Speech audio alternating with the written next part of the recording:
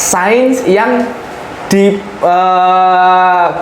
oleh politisi untuk memenangkan Pilpres di Amerika. Karena ini kan novel yang bercerita tentang misteri, Ya. tapi konsentrasinya juga di bidang politik. Sebelum laporan itu disampaikan, ternyata ada pihak militer. Wah, ini yang berkuasa di negara ini. Bu Sri Mulyani, mohon maaf kita sebut ya. Saya tadi nggak sebut nama. Oh iya.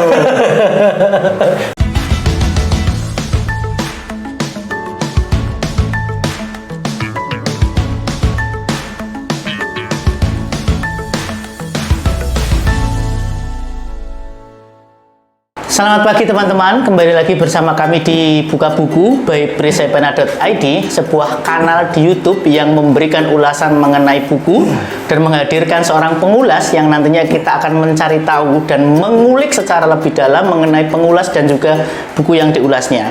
Hadir di tengah-tengah kita saat ini Mas Afriansyah, seorang pengulas buku dari Banjarnegara dan saat ini menjadi salah satu mahasiswa di kampus swasta terbaik di Indonesia. Dan buku yang kali ini akan diulas oleh Mas Afri adalah buku yang memiliki banyak sekali teka-teki. Apakah Anda suka teka-teki?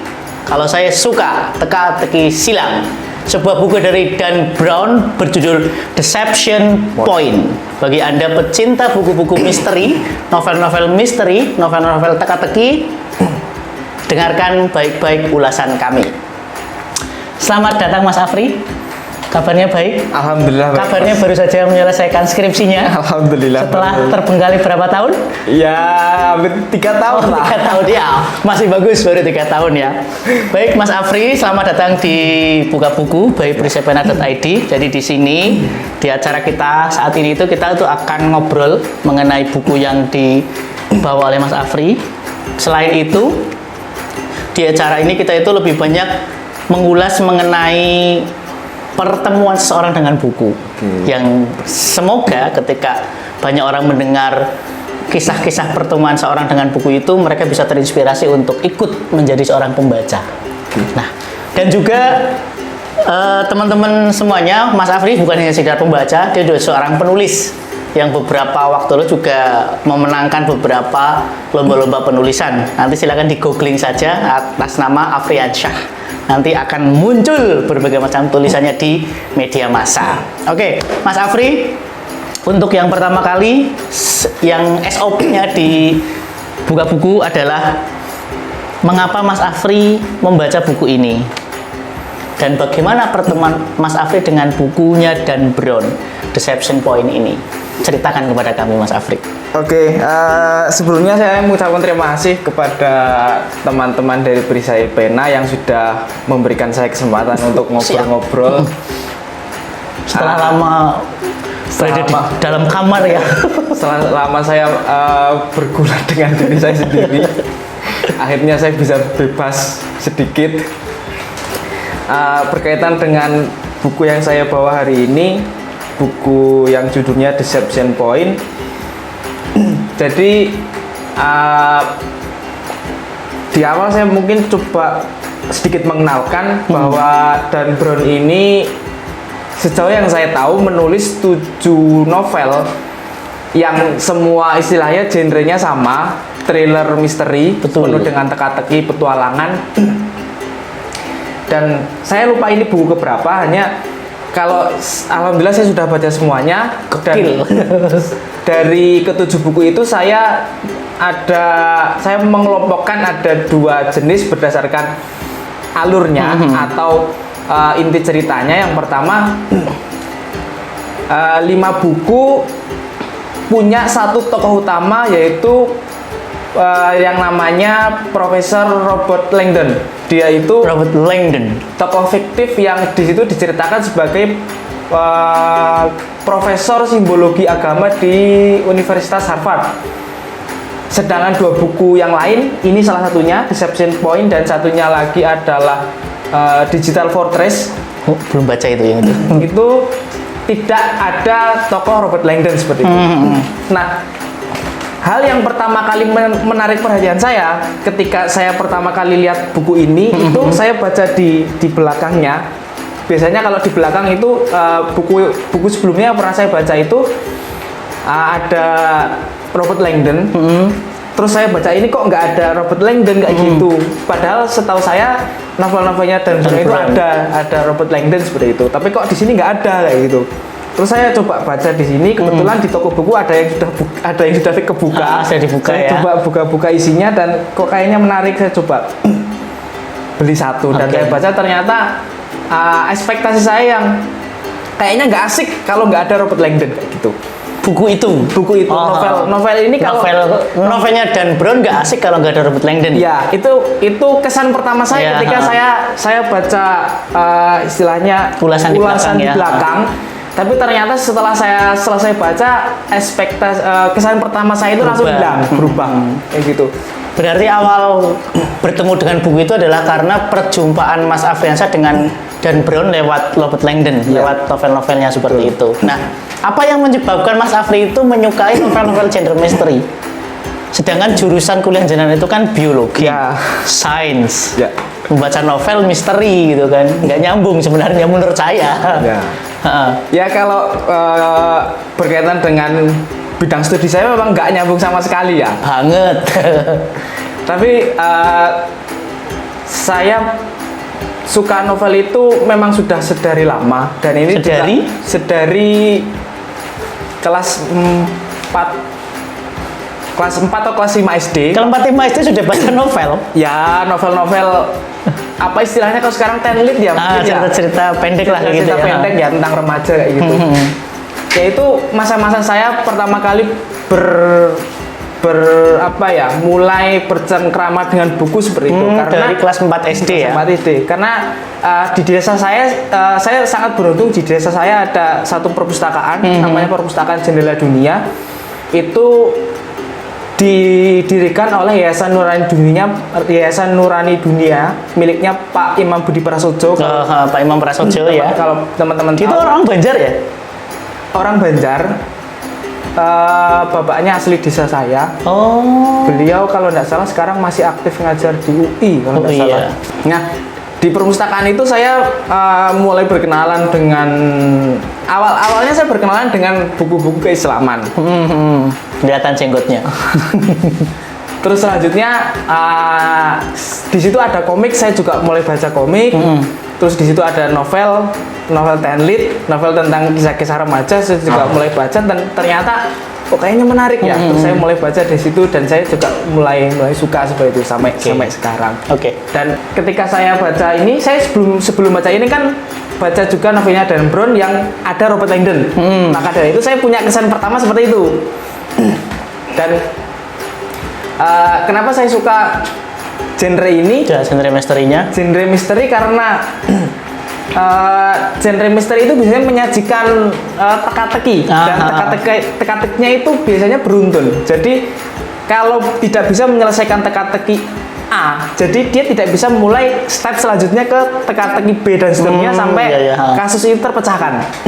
Dan itu beda dengan katakan kalau kita bicara komik Conan itu beda kalau itu satu scene, satu segmen, satu kasus selesai. Kalau ini beruntun dan yang saya apresiasi selain memberikan petualangan, menurut saya juga memberikan pengetahuan karena misal organisasi, terus karya-karya ilmiah, terus karya-karya seni, terus tempat-tempat dan juga sejarah itu memang nyata, asli, ada dan bisa kita googling. Jadi itu hasil dari risetnya Dan Brown itu diolah alur ceritanya jadi novel seperti itu. Jadi kebanyakan cerita Dan Brown itu berkaitan dengan latar itu sebenarnya ada ya di sekitar kita gitu ya. Terus Mas Afri tadi kan sudah ngomong mengenai jenengan sangat suka dengan genre misteri karena mengulas berbagai hal dan juga ada teka-tekinya gitu kan. Nah, kita masuk ke bukunya seperti itu. Nah, buku Dan Brown yang judulnya Deception Point ini pada dasarnya itu buku tentang apa? Kenapa Robert Langdon yang sering disebut oleh Dan Brown di berbagai karyanya yang lain itu di sini nggak ada. Oke. Berkaitan dengan bidang kepakarannya Robert Langdon yang dia itu profesor simbologi agama. Di sini simbologi agama itu kan lebih lekat dengan sejarah, arkeologi, antropologi dan ilmu-ilmu bidang sosial humaniora ya. Kalau di sini lebih ke saintek. Oh ya, Lebih ke sains. di buku ini konsepnya nggak lagi sejarah, Iya. tapi lebih sains gitu. Apa berkisah tentang apa buku ini, Mas? Sains yang digunakan oleh politisi untuk memenangkan pilpres di Amerika. Deception point di situ. Ya. Jadi deception point yang saya temukan di sini atau titik muslihat adalah NASA itu digunakan oleh salah satu calon presiden, calon petahana itu digunakan untuk memenangkan pemilihan presiden berikutnya di periode kedua seperti itu. Nah, kenapa NASA ini digunakan sebagai senjata atau alat untuk memenangkan pemilihan presiden? Ini berkaitan dengan NASA yang dianggap gagal oleh masyarakat Amerika untuk melakukan eksplorasi luar angkasa. NASA itu dianggap cuma menghabiskan uang pajak. Ya. Dan ada mengenai isu bahwa penjelajahan luar angkasa itu hanya dimonopoli oleh NASA. NASA saja. Nah, NASA saja. Padahal banyak sekali perusahaan-perusahaan swasta yang ingin privat yang juga sebenarnya punya potensi, tapi dalam novel ini tidak diberi kesempatan. Ya kita bisa lihat Elon Musk sekarang ya. Nah itu. Itu nyatanya sekarang gitu. Kalau di novel itu Kalau disebutkan nggak? Kalau di sini nggak disebutkan. Hanya memang banyak sekali pihak swasta yang sebenarnya NASA sendiri mengakui bahwa secara teknologi berkompeten, hanya tidak diberi ruang seperti itu. Jadi yang perusahaan-perusahaan swasta itu. Perusahaan swasta seperti itu. Jadi karena dianggap gagal, maka NASA saat itu menyewa ilmuwan-ilmuwan yang non bidang antariksa untuk setelah di akhir nanti ketahuan bahwa itu memanipulasi temuan yang dianggap ilmiah. Seperti itu. Nah, temuan ilmiah yang disebut di sini itu ada batu meteorit yang itu ditemukan di bawah lapisan es di Antartika. Nah, bukan batu ponari ya. Batu ponari kan segini. Batu sakti. Nah, batu meteorit ditemukan di bawah Antartika. Di dalam batu itu ada semacam fosil serangga raksasa. Nah, ilmuwan-ilmuwan yang disewa oleh NASA itu menganggap bahwa ini adalah spesies dari luar angkasa. Oh, gitu. Ketika NASA berhasil menemukan bahwa di dalam batu meteorit ada spesies luar angkasa berupa serangga raksasa, maka NASA akan dianggap sukses melaksanakan misinya untuk eksplorasi luar angkasa. Nah, ketika NASA sudah sukses melakukan eksplorasi luar angkasa, maka presiden juga punya andil besar sehingga itu bisa digunakan sebagai alat untuk maju pemilihan presiden selanjutnya seperti itu. Sebagai modal dia untuk pencitraan. Oh, ya. Singkatnya seperti itu. Oh, seperti mobil itu ya? Ya. Oh, bisa jadi. Oh enggak. Kita enggak bicara mobil, kita bicara Dan Brown gitu ya. Oke, Mas Afri. Nah, terus kan konsentrasinya ke politik di sini. Terus aktornya itu siapa saja atau orang-orang di dalam itu siapa saja? Terus peran mereka di situ sebagai apa saja seperti itu? Yang pertama jelas NASA.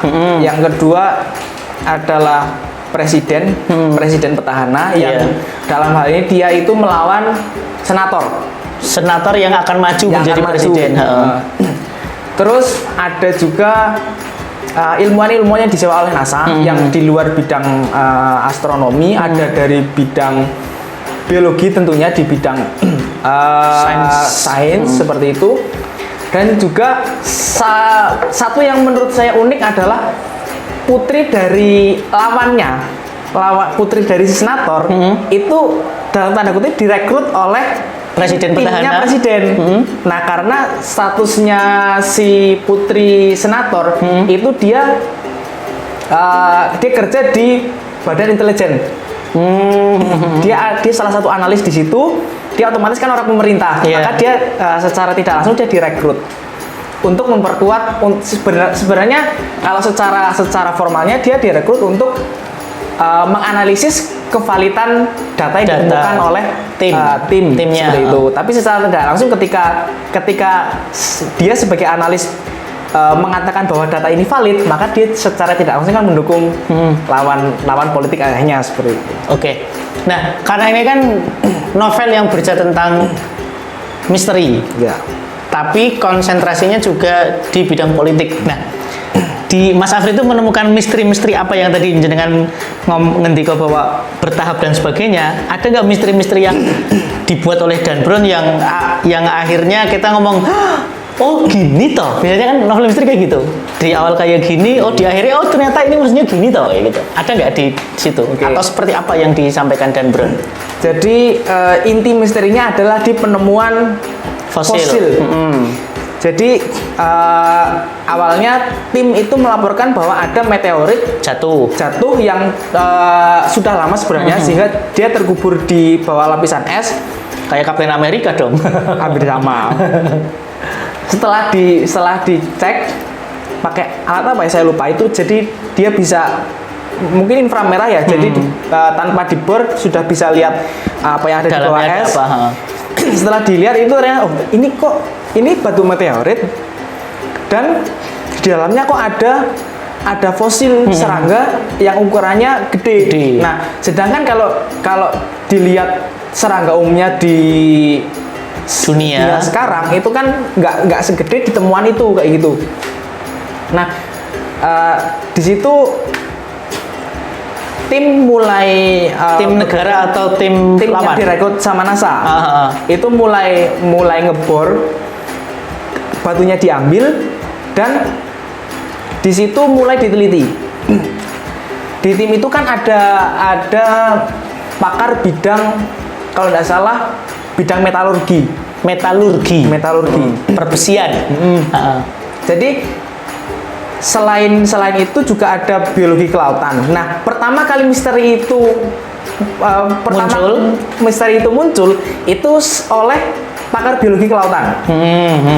Jadi di sekitar laut es itu meteorit itu ternyata ada bakteri istilahnya bioluminescence. Aduh, nggak ngerti ya, Bu. Nah, ini ada kaitannya dengan bidang studi saya. Makanya saya tertarik kayak gitu. Bioluminescence itu orang-orang biologi memang pinter-pinter ya. Bakteri yang bisa memancarkan cahaya dari dirinya sendiri. Jadi sumber cahayanya itu dirinya sendiri. Tapi bakteri ya? Bakteri. Nah, bakteri itu cuma ada di air laut. Nah, kenapa bakteri yang ada di air laut kok bisa ada di meteorit? Di dalam meteorit. Padahal meteorit itu kan batu dari luar angkasa. Nah, akhirnya dari situ kok aneh. Pertama kali yang menemukan pakar biologi kelautan. Dari situ kok mulai dilacak. Kok aneh? Ada bakteri bioluminescence, saya lupa nama spesiesnya, agak susah. Bioluminescence juga apa? Spesiesnya apa ya? Nama ilmiah bakteri tersebut saya lupa, di sini ada. Nanti kalau teman-teman penasaran, teman-teman bisa baca sendiri. Nah, dari situ mulai dilacak, bener nggak sih ini batu meteorit? Bener nggak sih ini serangga dari luar angkasa kayak gitu. Setelah dia konfirmasi dengan pakar metalurgi, bener nggak bahwa kalau batu meteorit kan sampai ke bumi kan mesti kebakar. Nah, bener nggak batu meteorit yang hangus ini itu bener-bener terbakar karena gesekan dengan atmosfer, atau mungkin dia sebenarnya dipanaskan secara buatan kayak gitu. Oh, iya. Nah, setelah dicek dengan istilahnya rujukan berbagai macam karya ilmiah, jurnal, penelitian dan lain-lain, akhirnya ada satu kemungkinan batu dibakar secara buatan, tapi hasilnya mirip dengan meteorit yang jatuh karena gesekan atmosfer. Satu kemungkinan itu adalah batu yang kena panas roket luar angkasa. Roket luar angkasa itu kan panasnya kan luar biasa. Nah, itu bahasa gampangnya itu batu ditaruh Di bawah roket. di bawah roket, terus roket meluncur. Nah, karena panas itu hasil dari pembakaran panas roket itu hampir mirip dengan meteorit yang terbakar karena gesekan dengan atmosfer. Oh, Kemungkinannya tapi itu. asumsi pertama yang mengemukakan bahwa ini adalah hewan luar angkasa itu siapa? Yang mengemukakan pendapat itu pertama? Dari NASA sendiri, dari internal NASA. Oh, tanpa tekanan dari presiden atau ada tekanan dari presiden? Ada secara tidak langsung. Ah, Karena pihak NASA juga sadar bahwa NASA itu di bawah presiden, sedangkan presiden akan maju lagi. oke. Tapi intinya berarti kan ini adalah batu, ada kewan luar angkasanya itu dijadikan NASA sebagai alat untuk menggedekan dia ya, Ya, untuk betul. iya sama tadi mencitrakan dia bahwa dia berhasil melakukan eksplorasi luar angkasa dan akhirnya karena itu muncul dipakai oleh presiden petahana untuk bertahan. Nah, yang dilakukan oleh lawannya itu apa dengan isu itu? Itu kan isu utama di Oke. novel itu. Heeh. Nah, isu tandingannya adalah seperti yang saya sudah singgung tadi adalah mengenai kegagalan NASA dalam eksplorasi luar angkasa. Oh, itu yang dipakai oleh tim lawan untuk menjatuhkan. Betul. Karena kalau berbicara mengenai data, sebenarnya data si senator itu lebih banyak karena aksesnya gampang. Pertama mengenai laporan NASA, sumber datanya. Yang kedua adalah mengenai alokasi dana Dana. pajak dari masyarakat. Yang gede banget Yang buat gede NASA. banget Heeh. untuk NASA, tapi ternyata NASA dianggap gagal. Dianggap gagal oleh masyarakat secara umum malah Oleh ya. masyarakat secara umum dan juga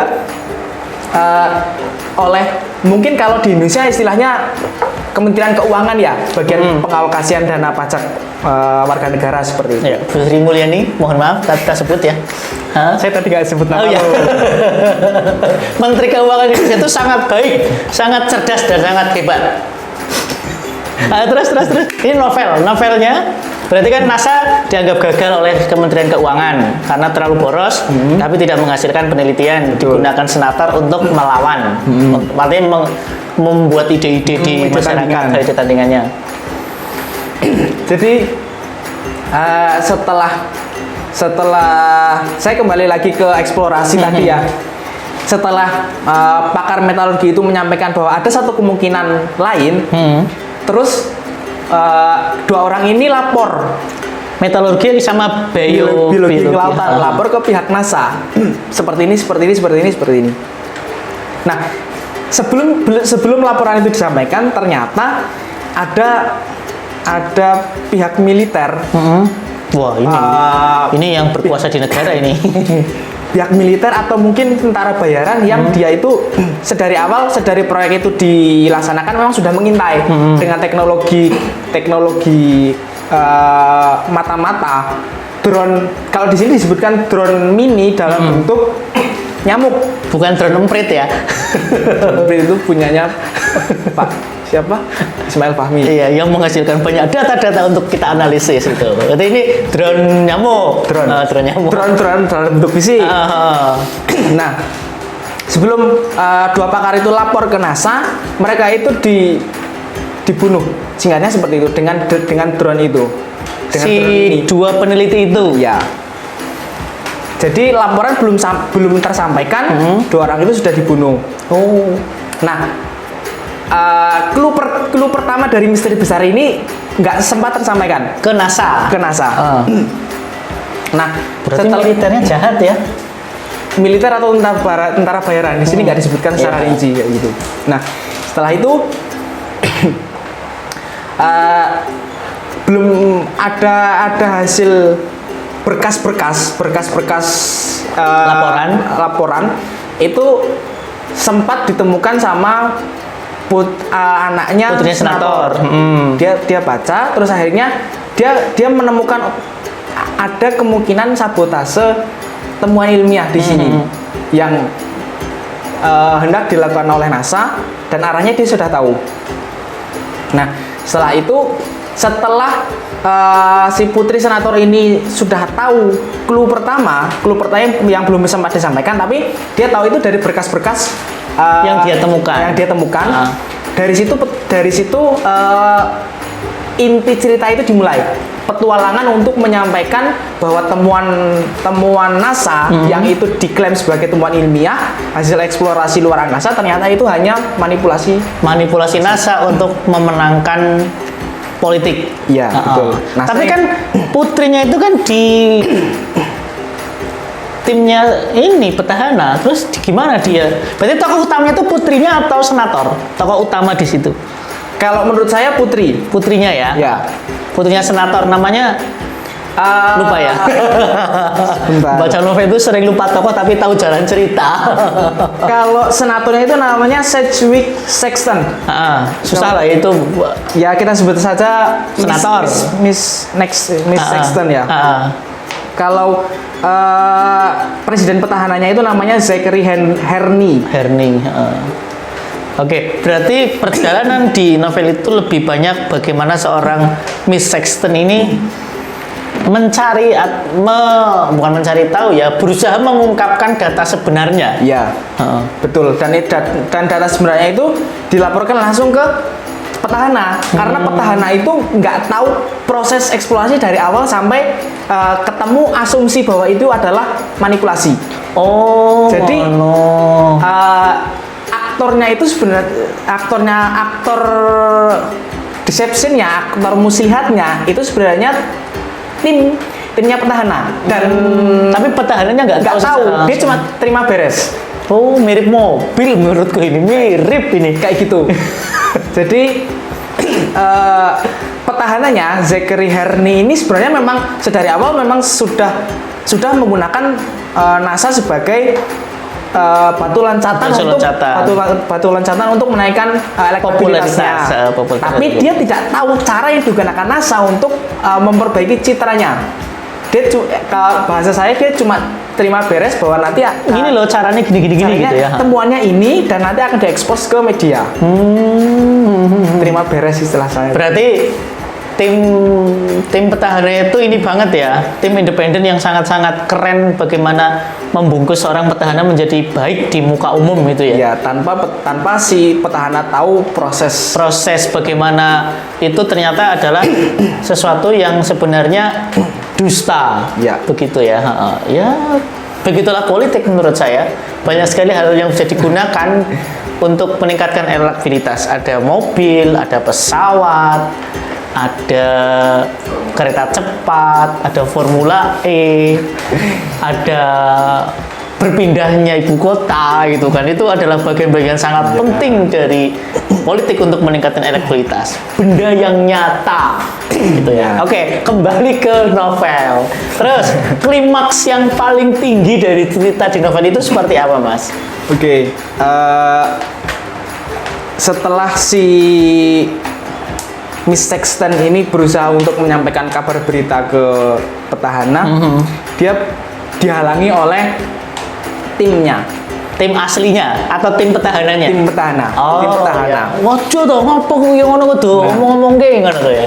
Karena nanti punya dampak yang besar ke elektabilitas, jadi bagaimana caranya dihalangi untuk agar informasi yang sebenarnya itu nggak tersampaikan kayak itu. Dia sebenarnya sudah bawa hasil temuan, berkas-berkasnya dia sudah bawa. Berarti kata kuncinya adalah yang jahat itu timnya, bukan kepalanya ya. Ini kata-kata yang baik dari saya ini. Ya, bisa dibilang kayak gitulah. Oh iya. Itu tanda poin untuk novel Dan Brown ya, ini tanda penting ini. Sebenarnya kasihan sama petahananya. Enggak juga. Terus proses dia kan dapat berkas-berkasnya di kutub ya.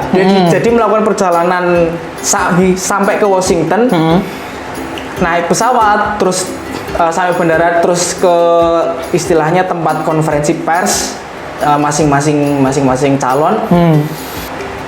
Tantangannya di situ. Dia dihalangi oleh timnya petahana, tim bayangan kalau saya nyebutkan.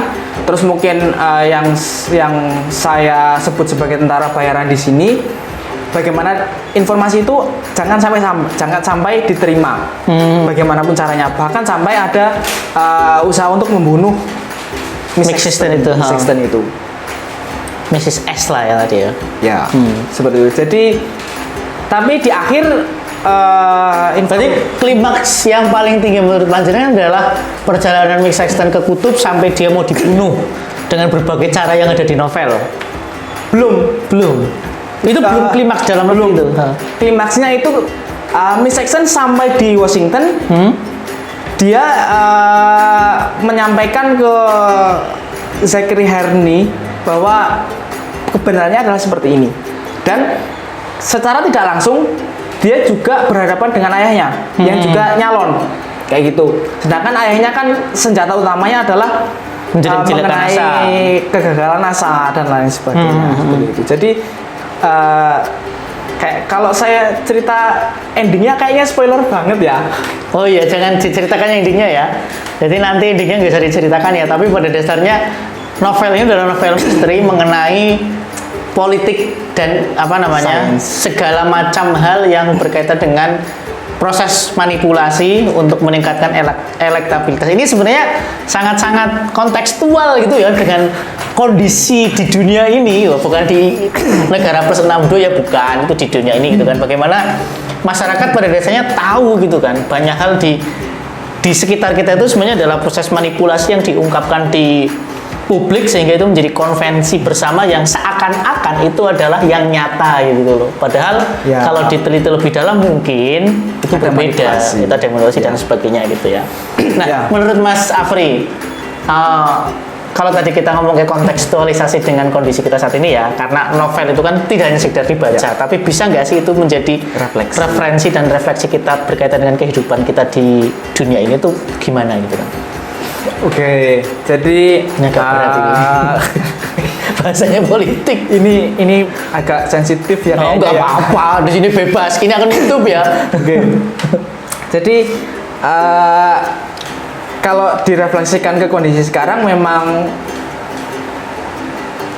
tidak separah yang ada di sini. Oh, nggak parah banget ya? Tidak separah yang ada di sini. Kalau menurut saya, karena di sini secara kalau setelah saya baca novel ini kok saya terus muncul rasa ngeri kayak gitu, kok NASA sampai digunakan sebagai kendaraan politik. Sampai di situ saja saya ngeri. Lebih ngerinya lagi NASA memanipulasi temuan seperti itu. Jadi nalar intelektual kita itu seakan-akan diperkosa, dihianati gitu ya, bahwa intelektual itu harus mengemukakan itu dengan jujur, tapi ternyata malah itu adalah manipulasi gitu ya. Nah itu ngerinya di itu. Jadi ngeri pertama adalah lembaga ilmu pengetahuan digunakan sebagai kendaraan politik dan lembaga itu memanipulasi data untuk kepentingan presiden. Tapi kalau ngomong konteks nasional atau konteks Indonesia itu sebenarnya menarik loh kalau lembaga ilmu pengetahuan dijadikan kendaraan politik. Artinya ilmu pengetahuan itu maju. Ilmu pengetahuan itu betul-betul memang menjadi perbincangan di masyarakat seperti itu gitu kan. Kalau sekarang LIPI dibincangkan apanya? Dananya aja kurang terus katanya gitu kan. Sekarang semua jadi BRIN. Betul.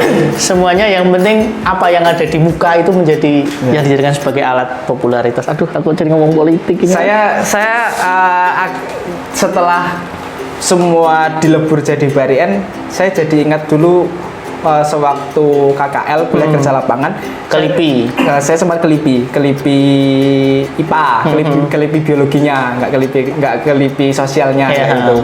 Jadi saya sempat saya agak bangga karena sebelum jadi BRIN saya pernah ke LIPI gitu. Saya juga dulu pernah punya keinginan untuk menjadi salah satu karyawan di LIPI di bidang bahasa, tapi S1 saja saya lama sekali gitu kan. Nah, terus gini Mas, karena tadi bahwa novel itu sebagai cara kita merefleksikan kehidupan kita, menurut Mas Afri, kenapa orang harus membaca buku ini, Mas? Oke. Ada dua poin tawaran yang bagus dari novel ini secara khusus dan juga novel Dan Brown yang lain secara umum.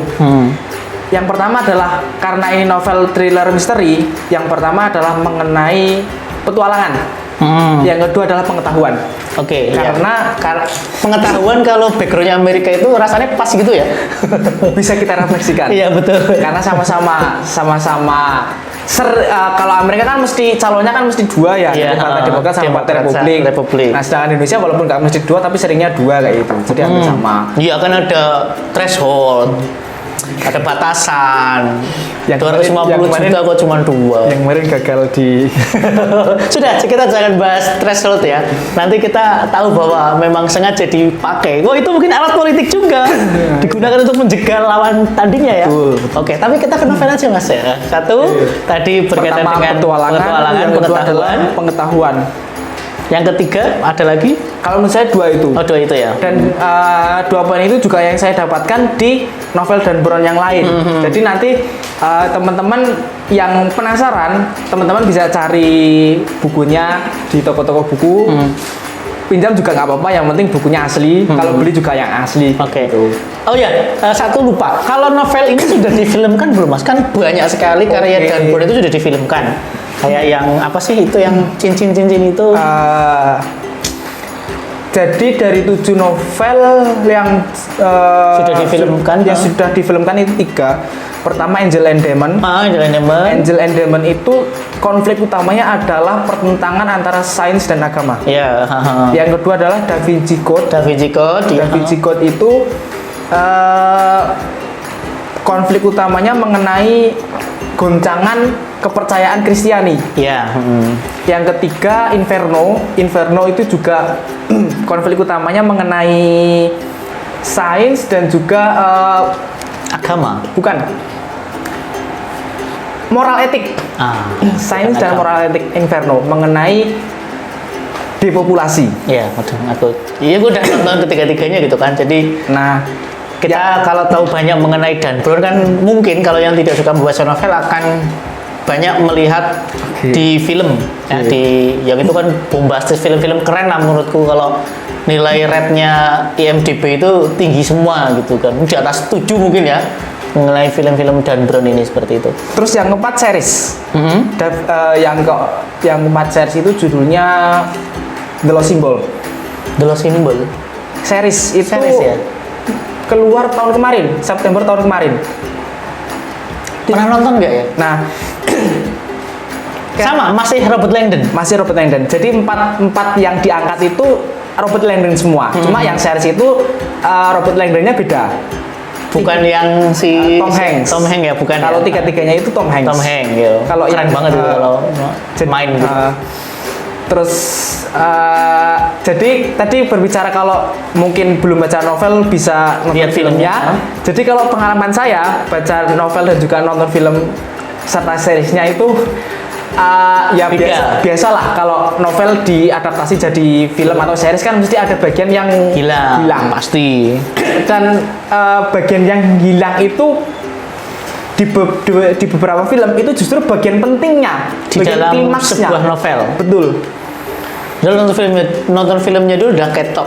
Kayaknya keren banget kok bisa kayak gini gitu loh. Apalagi kalau baca novelnya gitu kan. Oke. Saya bukan pembaca aktif Dan Brown, tapi beberapa pernah baca kayak yang Da Vinci Code pernah tak baca gitu kan, sama yang Inferno juga, tapi nggak habis lah gitu kan. Tapi memang luar biasa gitu bahwa menurutku novel-novel misteri, genre misteri itu yang saintis ya, dan apalagi based on-nya itu adalah penelitian itu menarik. Atau kalau di kita di Indonesia itu ada siapa itu? Hanum itu loh, Hanum Sastra yang ketika dia itu yang di 99 Cahaya apa ya? Iya. Ya yang ngomong berkaitan dengan simbolisme Islam dan sebagainya itu juga Dan menurutku Islamofobia juga. Artinya itu novel-novel keren ya bagi kita gitu kan, dan bagi kita pembaca yang mungkin kita tidak menulis itu merasa kok bisa ya orang membuat novel kayak gini gitu ya, kok bisa ya orang mikir kayak gini. Itu mungkin ini hebatnya penulis-penulis novel gitu ya, yang menurutku mereka itu penulis novel, menurutku mereka itu bekerja 2 kali. Mereka sebagai ahli sejarah dan juga mereka sebagai ahli bahasa. Sepakat. Iya kan? Akan dia bagaimana menyajikan teks sejarah atau teks yang berupa teka-teki itu menjadi teks yang renyah dan mudah ditangkap oleh pembaca seperti itu. Ini Keren sekali. Dan di Indonesia saat ini juga mulai banyak sekali novel-novel sejarah yang based on-nya adalah riset. Itu menarik sekali, kayak Muhammad yang pelari hujan apa ya itu, apa namanya?